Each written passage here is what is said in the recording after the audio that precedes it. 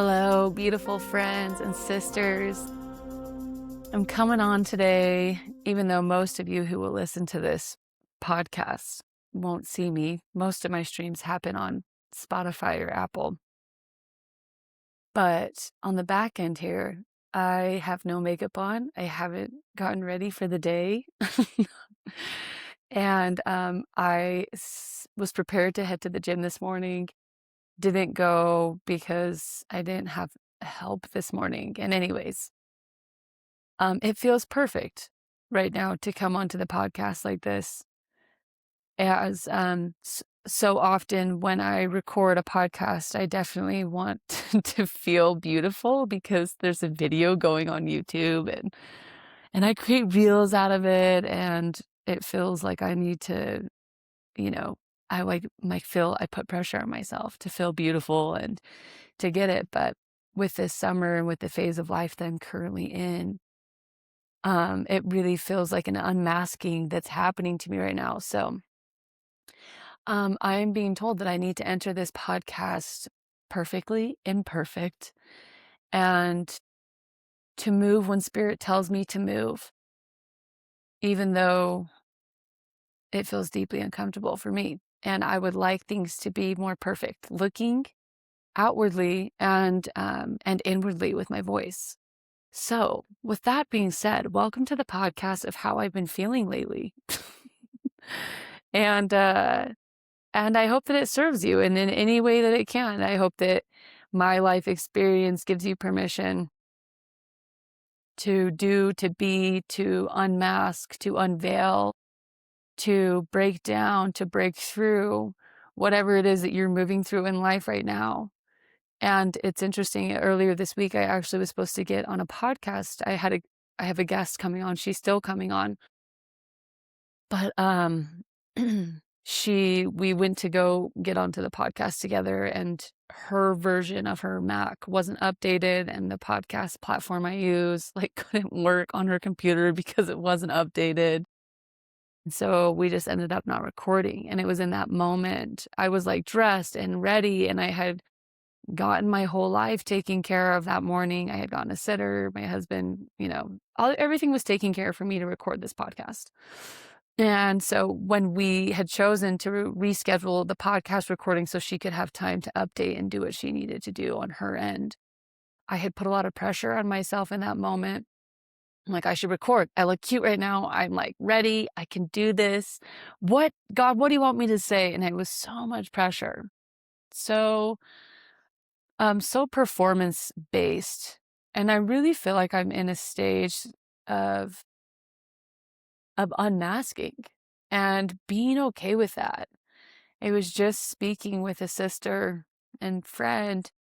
We were talking about the miracles that we were open to happening in our life right now. And it just came through to me so clearly of, I am so open at this point because my life right now is so different than what I thought that it would be.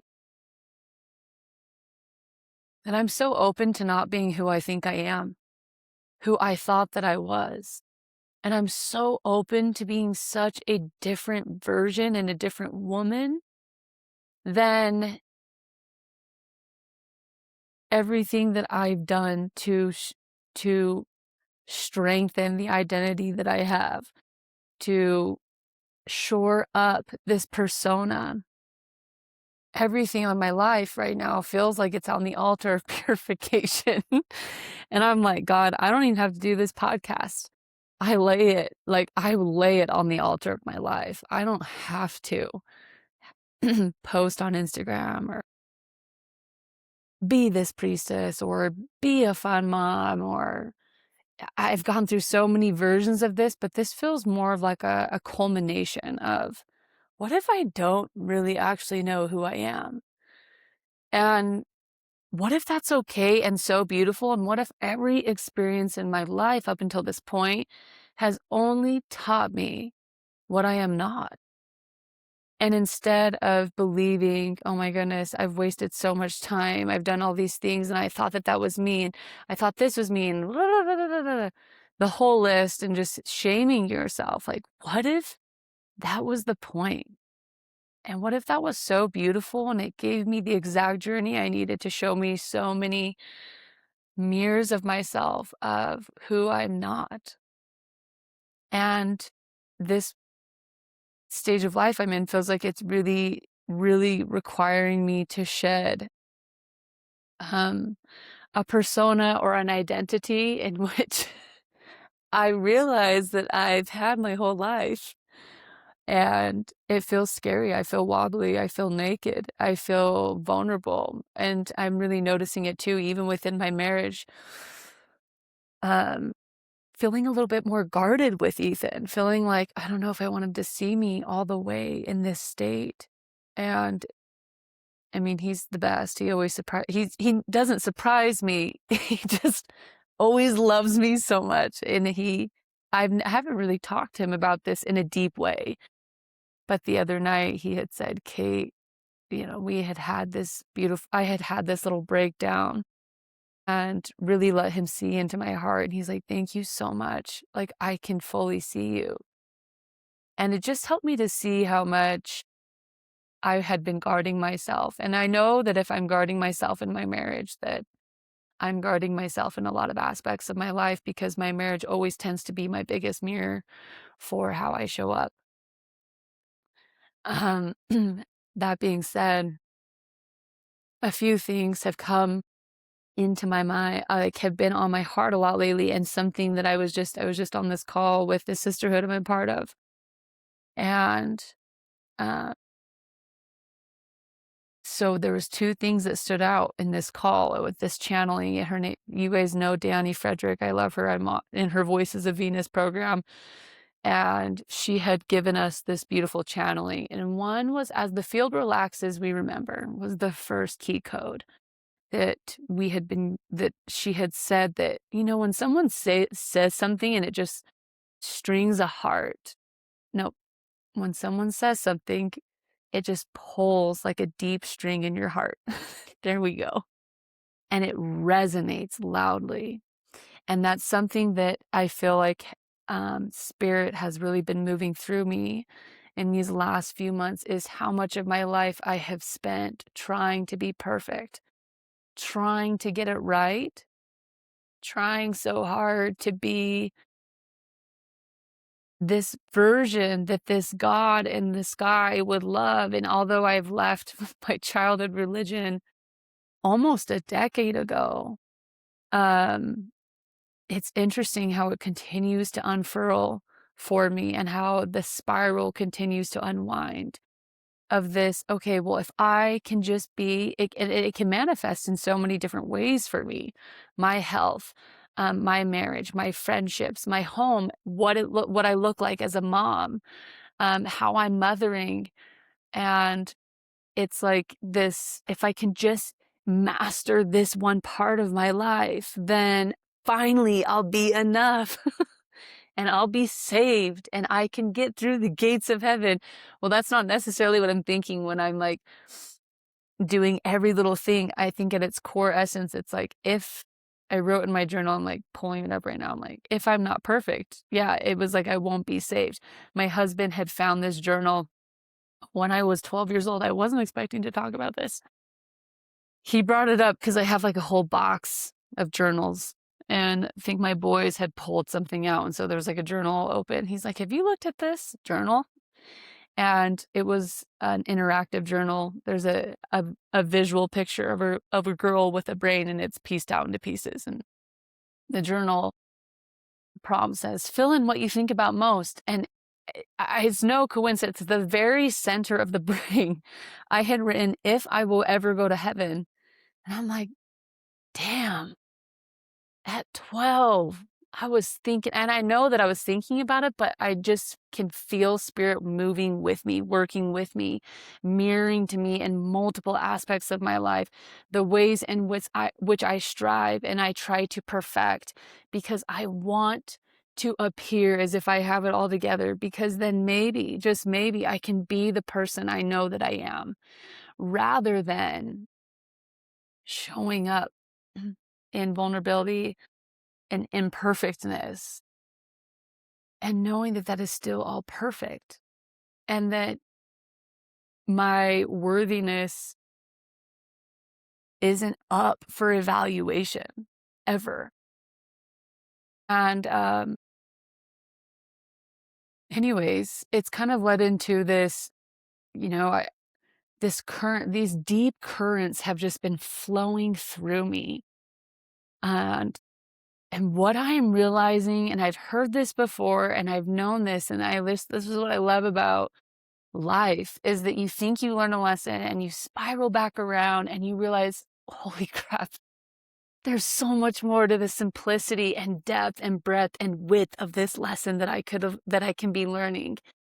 And it's that everything is love.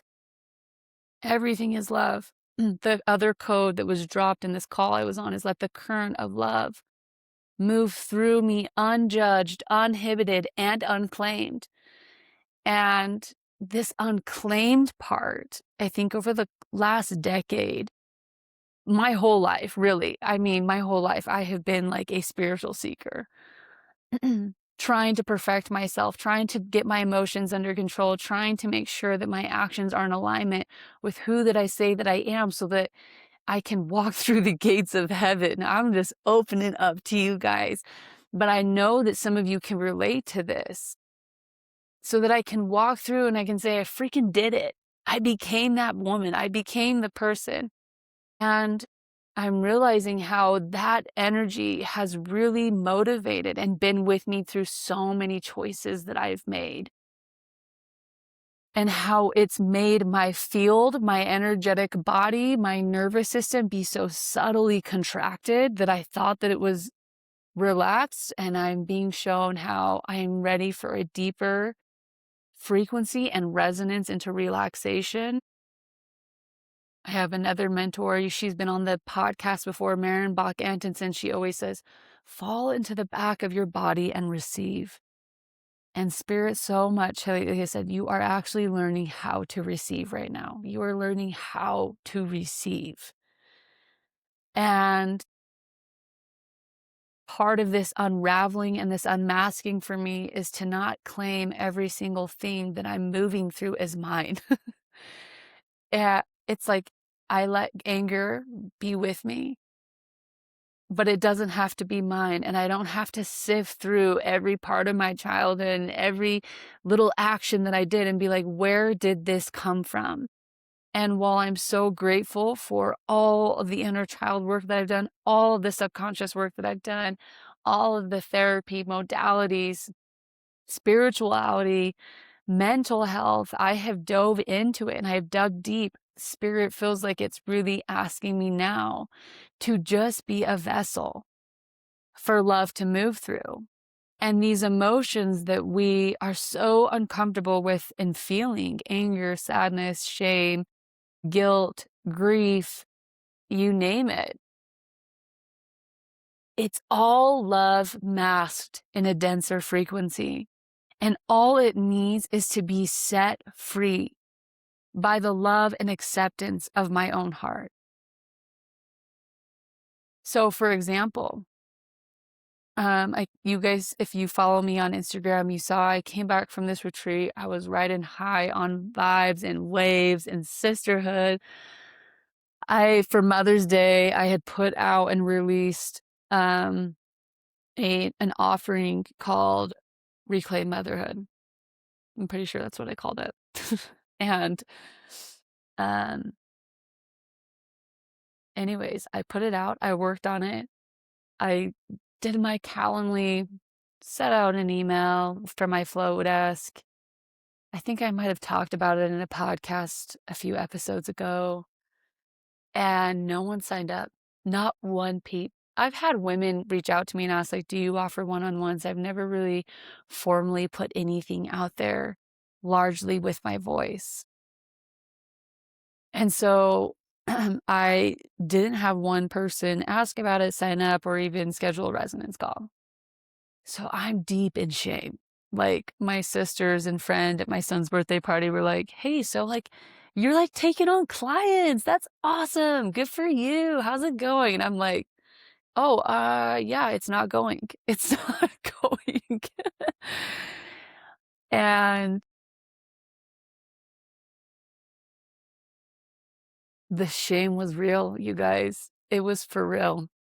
And I couldn't even actually talk about it in the moment that they asked me. I was like, "Yeah," I just, like, diverted because I couldn't go there all the way. And I just wanna name these shadows because when we name them, we give them awareness, and I accept it is what it is. And through that shame and having no one sign up, like, guys, I'm so grateful none of you signed up, like, truly so grateful that God, spirit, divine source, universe, like, masked it from anyone being able to sign up because it wasn't my path. And in this, it allowed me to access this deeper part of me that was realizing how much I was running on these energies that were ready to be released. They needed to be seen. They needed to be named. It needs to be felt. And then I also need to know that it wasn't always mine to carry. And it's not mine to think about all the time. It's not mine to mull over, make a whole story about, which I could easily do and did do for a moment. But it's like when we claim an emotion, then we hold it. And when we hold it, it becomes stagnant and it becomes integrated into our energetic field and our nervous systems. But as we just name it and we feel it and we move with it unclaimed, not making it mean anything about us, our bodies become the vessels of alchemization through love. It's like sitting with myself and just crying, like, even though I feel this shame, I love myself anyways. I love that I get to feel this shame. You are safe with me, and becoming the vessel that can hold whatever needs to move through me because we are truly moving out of performance era. And so many of us have built businesses, built identities, built marriages, built our families on performance of like, when I do this, then I get to be this woman. That when I have X amount of kids, then it means my family is complete. If I stay married to a man that I'm not happy with, then it means that I'm still a good woman. Like we each have a little narrative that we feel like we have to perform to achieve some level of worthiness. And I feel so over that. And I feel so like I don't care if I have a successful business. I don't even want it to be a business. What I want is my heart's greatest expression to create and move when it feels called to create and to move. And whether one person listens to my podcast, one person likes my post, no one signs up, or I have 1 million subscribers and a full book, schedule of clients, my worthiness, my stability, who I am never changes. And I just seek to be the vessel of love for all that is, to hold whatever moves through me. Something else that I was talking to a friend about the other day that feels like it needs to be named is if you're listening to this and you're like, I'm going to text Caitlin or message her and be like, oh my gosh, I'm so sorry no one signed up. Or I'm so sorry you moved through that. Please don't do that. I don't want that. I am so okay. And I am so on my path. And I'm so in love with my life, despite the fact that there are things in my life that I wouldn't have chosen for myself right now. Because I know that I chose them, even though my human self is like, this makes me feel like crap. I don't like this. It's our inability to also hold uncomfortable compassion and love and acceptance when someone else is experiencing something painful. So I think one of my friends on Instagram had posted like, I'm not okay. I have depression, and made a whole beautifully written Substack about it. just people like, "Oh my gosh," like, the comment list is high, and of course, as humans, we wanna go in and make sure that everyone is okay, but it's such a savior mode to me, and I'm like, "No, I don't want anyone to pity me, to worry about me, to think that not everything is that I'm not okay, that I'm not okay.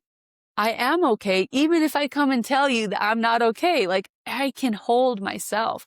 And if I need love, then I will. If I need support, if I need encouragement, if I need a due perspective, I will tell you.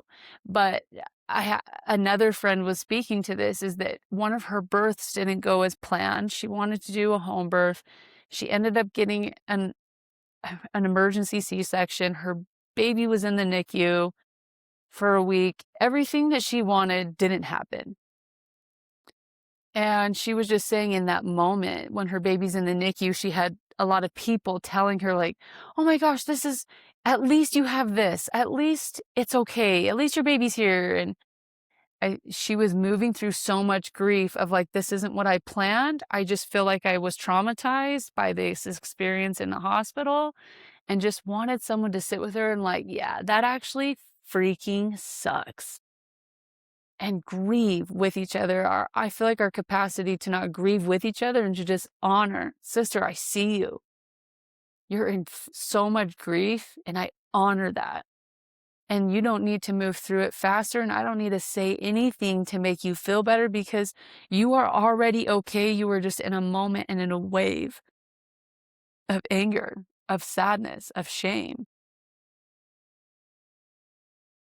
Anyways, these are things I've been feeling lately. And I'm really excited about the stage of life that I'm in, because, yeah, I'm open to being someone totally different. I'm open to a complete shift in direction. And in the past, when I've said this or surrendered or let go, I'm realizing how much I still held like a little piece of me in my pocket of like, yeah, but if that doesn't work out, then I have this. And my work lately has been just noticing those pieces, and then putting them on the altar and being like, "I am offering this up to the universe, to myself, because I don't have to maintain or hold on to making sure that I'm always perfect, that I always have it together, that I always can be perceived or received in the certain way that I hope that people will." And you could listen to this podcast, you could judge me, you could say whatever it is that you would like about me, about this experience. But it's just been giving myself so much allowance, just allowing and stepping into like falling into the back of my body and telling myself, like, I'm allowed to want to be perfect. And it's okay to not be perfect. And I'm allowed to feel so much shame for having not one person sign up for this little container that I put out. And it's so okay to cry and be sad about it, because I know I'm being held, and I know that I'm being guided. And I really want to experiment in a way that I've never experimented before, which is really just trusting in the source and the essence of life in a way that I haven't ever done before, because I've always held a little tool in my arsenal of like, well, if this fails, then I'll freaking prove myself. I will get out there and I'll do the damn thing. Tell me who you need me to be, and I'll be that person. Uh, and it feels like, no, I don't have energy to do that right now. I'm tired cellularly, like deep within my bones. I'm like, she's tired. She's tired of holding it up. And I'm ready to receive in my imperfections, is that I'm ready to receive in my imperfections. It's like Spirit's making me mess up because it's the point. And so, anyways, I love you guys. I hope you're having a great week, and many blessings to all of you.